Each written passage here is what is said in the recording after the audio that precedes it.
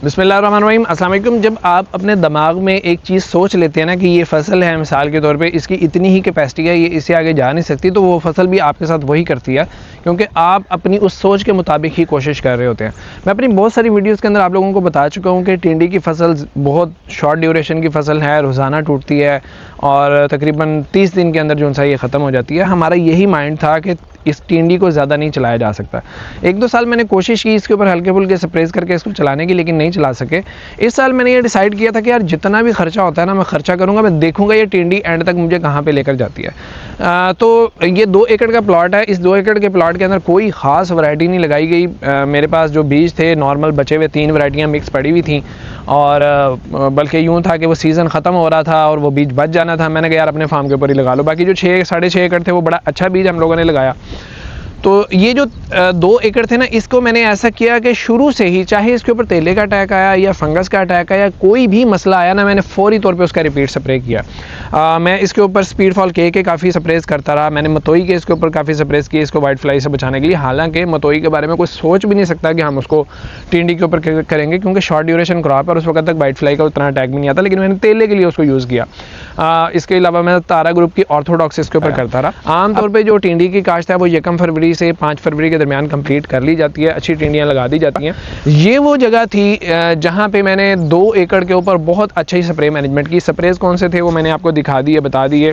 आयर farm से वो आते थे और हम उनको रूटीन से स्प्रे करते रहे। परसों भी मैंने इसको स्प्रे किया।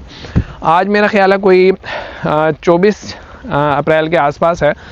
तो इस वक्त भी अल्हम्दुलिल्लाह ये 100 शापर या उससे ऊपर है। इस वक्त जब लोगों की जो टिंडी है वो 10 शापर 20 शापर के दरमियान में है, ये 100 शापर उससे ऊपर है। और ये जो पीक प्रोडक्शन इसने हमें दी है वो 250 शापर एक दिन की तोड़ाई। और ये वो चीज़ है जिसको एक दिन छोड़ के एक दिन तोड़ना होता है, बल्कि बाज़ औक़ात हमने इसको डेली भी तोड़ा है कि यार अभी सुबह तोड़ा है, अगले दिन फिर सुबह इसको तोड़ा है। तो ये 250 शापर तक इसने हमें दिया। अभी क्योंकि इसको थोड़ा सा सोका हमने दिया है, अब इसको खाद आज फिर लग रही है। हालांकि इस वक्त हम इसको बिल्कुल खाद नहीं देते होते थे। इसके ऊपर स्प्रे स्पीडफॉल के का, ऑर्थोडॉक्स का और जेनेटॉक्स का हमने करवाया, मतोई का नहीं करवाया क्योंकि वाइट फ्लाई का उतना अटैक नहीं है। तो अभी ये क्रॉप माशाल्लाह पूरी लश ग्रीन खड़ी हुई है, और अगर गर्मी बहुत शदीद किस्म की ना आई तो मुझे लगता है 15-20 दिन और ये ले जाएगी। तो इसलिए जब भी आप लोग फसल लगाएं तो आप लोगों को अपनी मेहनत पूरी करनी होती है। क्रॉप मैनेजमेंट के अंदर अगर कोई इंसेक्ट आया फौरी तौर पे स्प्रे कर लें।